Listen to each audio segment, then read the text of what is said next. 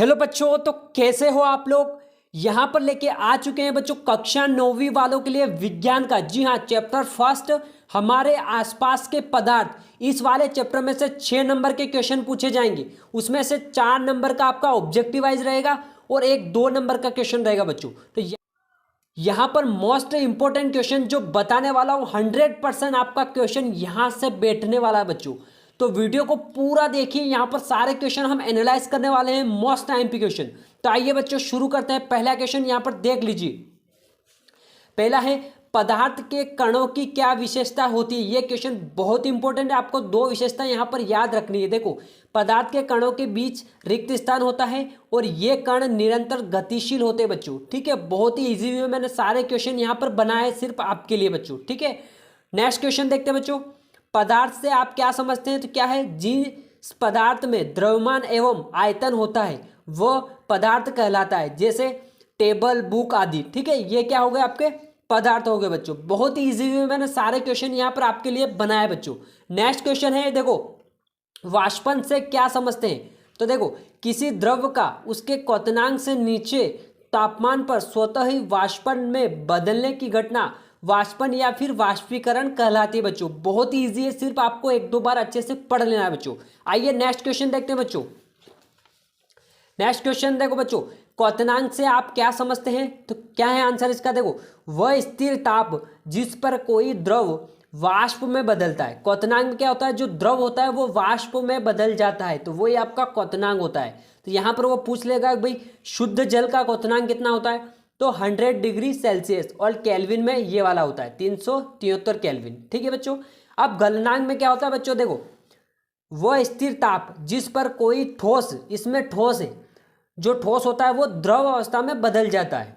ठीक है, या फिर बदलता है, तो वह गलनांक कहलाता है। देखो, जो कोई ठोस हो, मान लो कोई बर्फ है, तो वो पिघल जाती है, वो द्रव अवस्था में बदल जाती है, उसी को तो हम क्या बोलेंगे कि यार गल गई है, तो उसको हम बोलेंगे गलनांक। ठीक है, यहाँ पर देखो, बर्फ का गलनांक कितना है, शुद्ध बर्फ का गलनांक 0 डिग्री सेंटीग्रेड। ठीक है, आई होप कि आपको दोनों क्वेश्चन अच्छे से समझ में आ गए होंगे।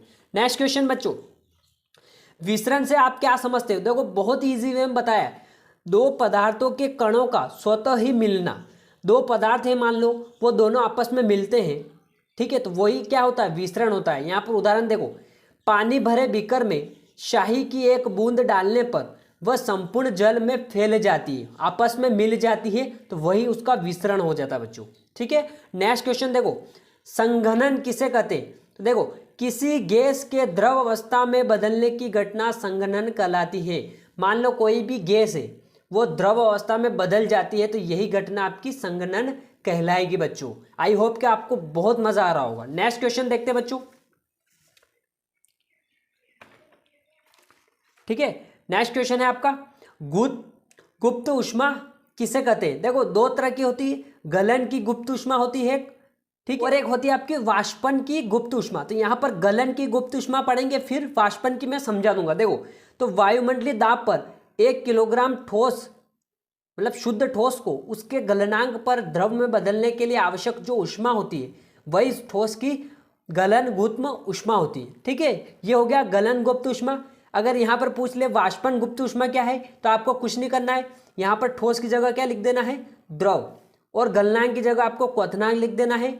जहाँ जहाँ ठोस दिख रहा है वहाँ आपको द्रव लिख देना है, और जहाँ आपको गलनांक दिख रहा है वहाँ पर क्वथनांक लिख देना है। ठीक है, द्रव की जगह आप क्या लिखोगे बच्चों, वाष्प लिख दोगे। ठीक है, तो आई होप कि आपको पूरा अच्छे से समझ में आ गया। ठीक है, एक बार समझा देता हूँ। देखो, ये है गलन की गुप्त ऊष्मा। ठीक है, ये आपको याद करना है। अगर आपको वाष्पन की गुप्त ऊष्मा पूछ ले, तो आपको यही याद करना है। उसमें से आपको क्या चेंज करना है, ठोस की जगह आपको द्रव बदल दे, द्रव लिखना है, गलनांक की जगह आपको क्वथनांक लिख देना है, और द्रव की जगह वाष्प लिख देना है बच्चों। तो आपका बिल्कुल वो वाष्पन की गुप्त ऊष्मा में चेंज हो जाएगा। ठीक है, आइए नेक्स्ट क्वेश्चन देखते हैं। क्वेश्चन नंबर 9, तापमान को सेल्सियस इकाई में और तापमान को केल्विन इकाई में कैसे बदलते हैं, वो मैंने यहाँ पर क्वेश्चन बताया है। ठीक है, देखो, मान लो यहाँ पर 300 केल्विन है। ठीक है, 300 केल्विन, इसको हम क्या करेंगे, तापमान में बदलेंगे, सेल्सियस में बदलेंगे। तो उसके लिए हम क्या करेंगे, 273 इसमें घटाएंगे। ठीक है, तो 273 हम घटाएंगे तो हमारे पास सेल्सियस निकल के आ जाएगा बच्चों। जब हमें केल्विन में दे रखा है तो हमें घटाना है, 273 घटाना है, ठीक है, ये वाली संख्या घटाना है। और जब हमें सेंटीग्रेड में दे रखा है तो 273 हमें यहाँ पर जोड़ना है बच्चों। ये चीज़ आपको याद रखनी है, ठीक है, ये दोनों चीज़ आपको याद रखनी है। केल्विन में दे रखा है तो हमें घटाना है, और तापमान में दे रखा है तो हमें जोड़ना है बच्चों, ठीक है। नेक्स्ट क्वेश्चन देखते हैं, बहुत इंपॉर्टेंट है, ठीक है। देखो, पेट्रोल या इत्र डालने पर हमारी हथेली ठंडी क्यों हो जाती, ये वाला क्वेश्चन है, बहुत इंपॉर्टेंट है। जब इन्हें हथेली पर डालते हैं तो हाथ की गर्मी के कारण इनका वाष्पन क्या हो जाता है, तेज हो जाता है, ठीक है, वो ज़्यादा उड़ने लगती है, ठीक है। अपन पेट्रोल हाथ में डालते हैं और एकदम से वो उड़ने लगता है, ठीक है।